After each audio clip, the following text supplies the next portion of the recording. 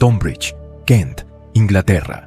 Martes 21 de febrero de 2006, 6 de la tarde. Colin Dixon conducía solo por la carretera, a 249, de vuelta a casa después de un turno en el trabajo. Tenía 52 años. Era el gerente del depósito de efectivo de Securitas, en Tonbridge, un edificio discreto, intencionalmente anodino, de color marrón, ubicado detrás de un taller de coches, en una zona industrial. Ahí dentro se almacenaba y distribuía el efectivo del Banco de Inglaterra, antes de llegar a los cajeros automáticos, las tiendas y los bancos de la región sur de Inglaterra. Era un trabajo de alta responsabilidad y poca visibilidad. Nadie sabe el nombre del gerente de un depósito de efectivo hasta que algo sale mal. Dixon escuchaba la radio. La carretera estaba tranquila a esa hora. Luces azules destellaron en el espejo retrovisor. Un coche no marcado de la policía lo seguía de cerca, indicándole que se detuviera. Dixon frenó al costado de la carretera.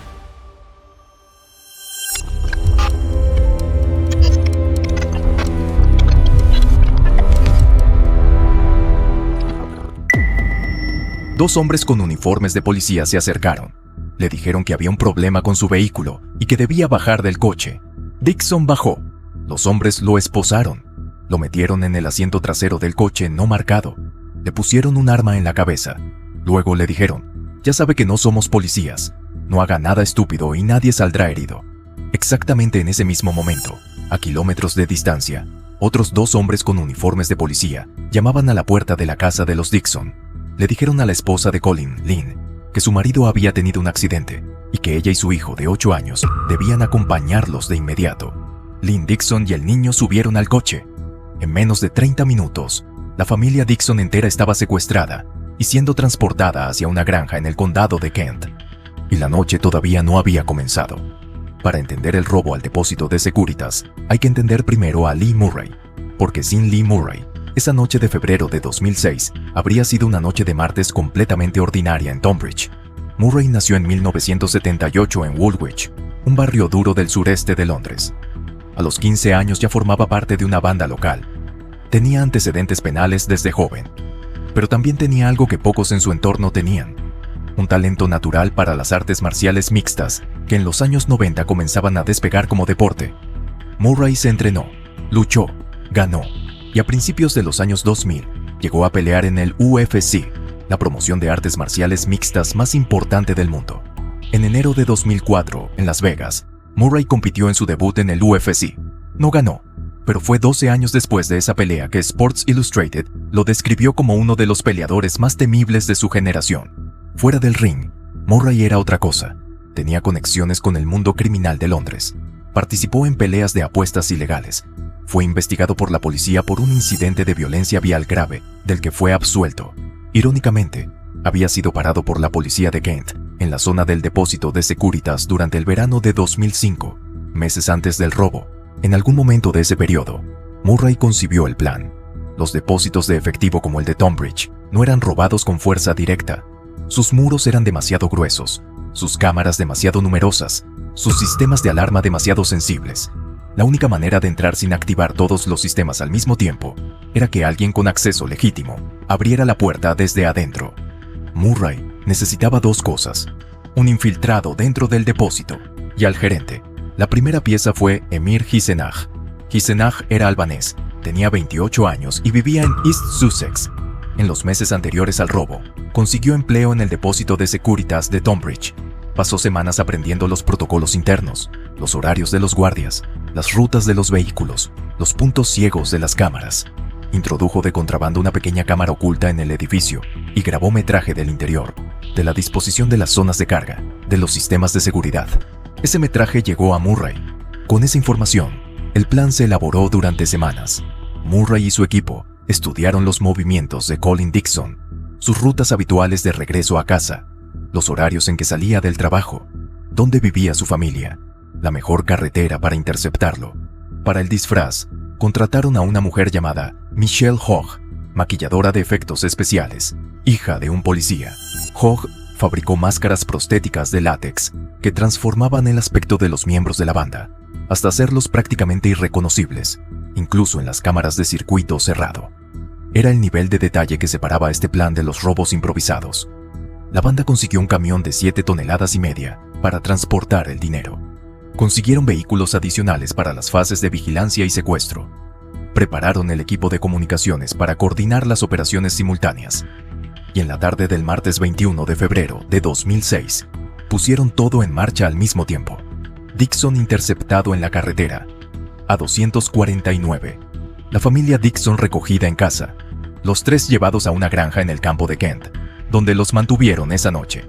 Y Colin Dixon informado de que si quería que su familia saliera de esa granja, sin daños, debía cooperar completamente con lo que le pedirían a continuación. A la 1 de la mañana del miércoles 22 de febrero, 2 vehículos se detuvieron frente al depósito de Securitas en Vale Road, Tonbridge. Colin Dixon, con un arma en la espalda, se acercó a la puerta principal. Los sistemas de seguridad del edificio lo reconocieron como el gerente autorizado. Los 14 empleados que trabajaban el turno de noche lo vieron llegar con hombres uniformados que asumieron, durante un segundo, que podían ser policías con alguna alerta de seguridad. No lo eran. En minutos, los 7 miembros de la banda que habían entrado al edificio con Dixon tenían a los 14 empleados bajo control, armados con fusiles automáticos y escopetas. Según los testimonios posteriores de los trabajadores, había un hombre en particular que llevaba un cronómetro y dirigía las operaciones, dando instrucciones precisas sobre cuánto tiempo dedicar a cada fase. Los investigadores de la Kent Police lo apodaron después Stopwatch. Los empleados fueron llevados a las jaulas de metal, donde normalmente se guardaba el efectivo y encerrados dentro de ellas. Lynn Dixon y el hijo de 8 años, que habían sido transportados al depósito al mismo tiempo que Colin, fueron metidos en una jaula separada, y el camión de 7,5 toneladas fue puesto en marcha junto al muelle de carga. Lo que sucedió durante la siguiente hora y 15 minutos está registrado en su totalidad por las cámaras de circuito cerrado del depósito, que los asaltantes no desactivaron, probablemente porque eran demasiado numerosas para localizar todas en el tiempo disponible. Los miembros de la banda llenaron 17 jaulas de carga vacías y 3 carros con billetes del Banco de Inglaterra.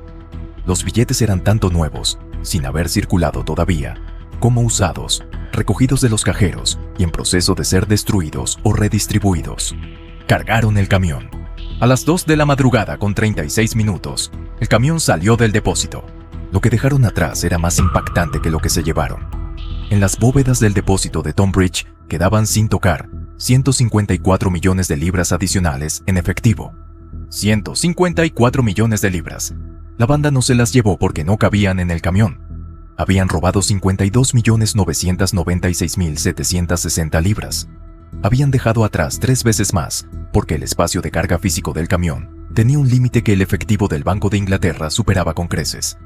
Aproximadamente 30 minutos después de que el camión saliera del depósito, una de las empleadas encerradas en una jaula descubrió que tenía la llave de su propia celda en el bolsillo.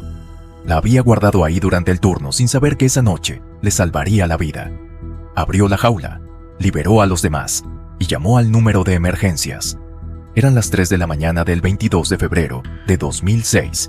La investigación más grande en la historia de la policía de Kent acababa de comenzar. La Kent Police lanzó lo que llamó Operación Deliver. 300 investigadores asignados al caso. Más de 1 millardo de verificaciones de huellas dactilares realizadas durante la investigación. 40.000 líneas de datos telefónicos analizadas. 14.500 piezas de evidencia consideradas en el juicio. La investigación fue masiva desde el primer día. Y también fue muy rápida, aunque no por la brillantez del trabajo policial, sino porque los propios perpetradores cometieron una serie de errores que, en retrospectiva, resultan casi incomprensibles dado el nivel de sofisticación del plan. En las primeras 48 horas, actuando sobre la base de una denuncia anónima, la policía arrestó a Michelle Hogg, la maquilladora que había fabricado las máscaras prostéticas. En la casa de Hogg encontraron cantidades de látex que, según los forenses, correspondían exactamente con el tipo de material usado para las máscaras que los asaltantes llevaban en el depósito. Al mismo tiempo, la policía localizó la furgoneta que había sido usada para transportar a los Dixon. Dentro, encontraron evidencia directamente vinculable al secuestro.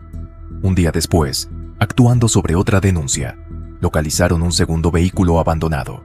Dentro, armas, pasamontañas, pañuelos y 1.300.000 libras en efectivo que la banda había olvidado o no podido recoger en la salida apresurada. La investigación siguió con los registros de los teléfonos, el análisis de las llamadas realizadas en los días previos y posteriores al robo, empezó a trazar una red de conexiones entre personas. Lea Russia era luchador de artes marciales mixtas y amigo de Murray.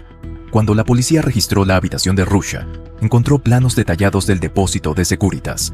En el garaje contiguo, 8.600.000 libras en efectivo escondidas en bolsas. Yetmir Bukpapa, amigo de Russia y conectado a Hisenaj, fue arrestado días después. En una furgoneta vinculada a Bukpapa, encontraron un pasamontañas, un chaleco antibalas y una pistola ametralladora Scorpion. Las detenciones se multiplicaron. En total, la Kent Police arrestó a 36 personas en los meses siguientes en relación con el caso. Pero el hombre que casi todos los investigadores señalaban como el cerebro del plan, Lee Murray, no estaba en ninguno de esos lugares cuando llegó la policía. 4 días después del robo, Murray y su amigo Paul Allen habían cruzado en ferry hasta Francia y conducido por Europa hasta llegar a Marruecos. Murray tenía doble nacionalidad, británica y marroquí a través de su padre, y no existía tratado de extradición entre Marruecos y el Reino Unido. En Rabat, la capital de Marruecos, Murray compró una mansión en una zona residencial cara, llenó el garaje con equipamiento de entrenamiento de alta gama y mandó pintar en las paredes del complejo un mural enorme que representaba su única pelea en el UFC. No intentó ocultar quién era. Hablaba libremente con amigos y conocidos en Rabat. Iba al gimnasio, salía de compras en centros comerciales. La acusación obtuvo lo que necesitaba para las condenas más difíciles de probar. El veredicto llegó en septiembre de 2008. Lea Russia, 25 años de prisión. Yetmir Bukpapa, 25 años, aumentados tras apelación a 30. Emir Hisenaj, el hombre de adentro, 20 años. Stuart Royal, 20 años. Roger Coates, 19 años. En total, los condenados recibieron más de 100 años de prisión entre ellos. Paul Allen, el amigo de Murray que había huido a Marruecos con él, fue arrestado después en el norte de África y extraditado. Fue condenado en octubre de 2009 a 18 años. Colin Dixon, su esposa Lynn y su hijo, después de testificar en el juicio con protección de seguridad, entraron en el equivalente británico del programa de protección de testigos. Se mudaron a Australia con nuevas identidades. Años después, uno de sus vecinos en Australia los reconoció por la cobertura mediática del caso. Michelle Hogg también entró en el programa de protección de testigos bajo una nueva identidad. Según múltiples reportes de medios británicos, circula desde entonces con una recompensa de 7 millones de libras ofrecida por personas vinculadas a la banda por su traición. El caso de Lee Murray es el que permanece más incompleto. Murray vivía abiertamente en Marruecos, pero las autoridades marroquíes, aunque no podían extraditarlo al Reino Unido, decidieron cooperar con la Kent Police y juzgarlo en Marruecos por su participación en el robo. En junio de 2009, Murray fue arrestado en Marruecos, no por el robo, sino por tráfico de drogas. En un registro de su propiedad, la policía marroquí encontró sustancias ilegales. Después fue juzgado por el robo de Tonbridge en un tribunal marroquí. La sentencia inicial fue de 10 años. La Kent Police consideró que era demasiado corta y protestó públicamente. Cuando Murray apeló para reducirla, el tribunal, en lugar de reducirla, la aumentó a 25 años. Murray cumple condena en la prisión de Saleh, cerca de Rabat. Es una prisión marroquí, con condiciones significativamente diferentes a las de una prisión británica. Su amigo y entrenador, Terry Coulter, lo ha visitado y ha descrito en medios británicos las condiciones como duras: celda pequeña, calor extremo, comida escasa, escaso acceso a instalaciones médicas. Murray no tiene fecha proyectada de salida cercana. En abril de 2024, el canal Showtime estrenó un documental llamado Catching Lightning, dirigido por Pat Condelis, dedicado íntegramente al caso. El documental incluye grabaciones de audio inéditas de llamadas de Murray desde la prisión marroquí, en las que niega haber sido el cerebro del robo y asegura que era simplemente un miembro más de la banda. Los investigadores de la Kent Police que aparecen en el documental rechazan esa versión con firmeza. Murray sigue en Saleh.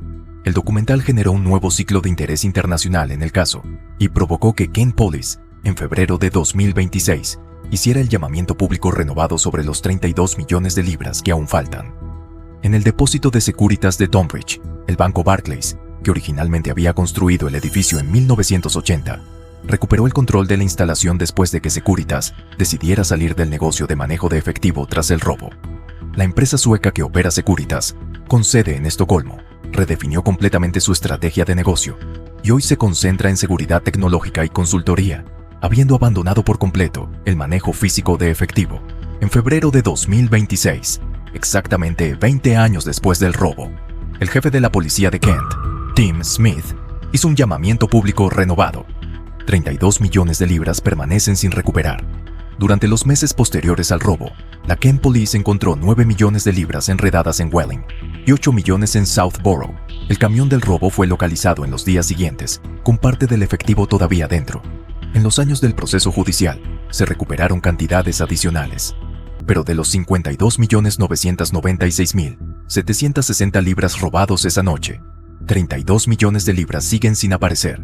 En equivalente a 2025, esos 32 millones representan aproximadamente 55 millones de libras. Nadie que haya sido condenado en el caso ha explicado dónde está ese dinero. Los tribunales han ordenado a todos los condenados la restitución del dinero. Prácticamente ninguno ha pagado nada. El dinero circuló, se invirtió, se escondió en cuentas en diferentes países, o fue usado para financiar otros negocios que hoy existen legalmente bajo otros nombres. Hay una cosa sobre este caso que los investigadores de la Kent Police señalan cuando hablan del robo 20 años después. El plan fue casi perfecto. El secuestro coordinado en múltiples ubicaciones simultáneas. Las máscaras prostéticas que confundieron a los investigadores forenses durante semanas. El infiltrado que pasó meses dentro de la empresa sin levantar sospechas. El nivel de coordinación logística para manejar 52 millones de libras en efectivo en la oscuridad de la noche. Donde el plan falló, no fue en la ejecución del robo, falló en lo que vino después. En las primeras 48 horas, las denuncias anónimas comenzaron a llegar. Alguien que sabía de las bolsas de efectivo en el garaje de Russia. Alguien que reconoció el camión de la banda. Alguien con información sobre los vehículos usados para el secuestro. La banda había planeado el robo durante meses con una precisión militar. No había planeado el silencio de todos los que sabían algo sobre ella. Eso es lo que los detuvo. No la tecnología forense, no las cámaras del depósito, no la brillantez de los investigadores de la operación Deliver. Los detuvo la misma red de conocidos, amigos y contactos que habían hecho posible el plan. La misma gente que sabía demasiado como para no hablar cuando la recompensa de 2 millones de libras ofrecida por Securitas y sus aseguradores se convirtió en la noticia más grande del país. El mayor robo de efectivo en la historia del Reino Unido fue organizado por un peleador de UFC con doble ciudadanía, ejecutado con máscaras prostéticas fabricadas por la hija de un policía y desmantelado en menos de 2 semanas gracias a las llamadas anónimas de personas que preferían el dinero de la recompensa al silencio del miedo. 32 millones de libras. Todavía en algún lugar. 20 años después. Si este caso te atrapó, deja en los comentarios cuál quieres que investiguemos después. Suscríbete y activa la campana. En este canal todo es real, documentado y con fuentes. Nos vemos en el próximo caso.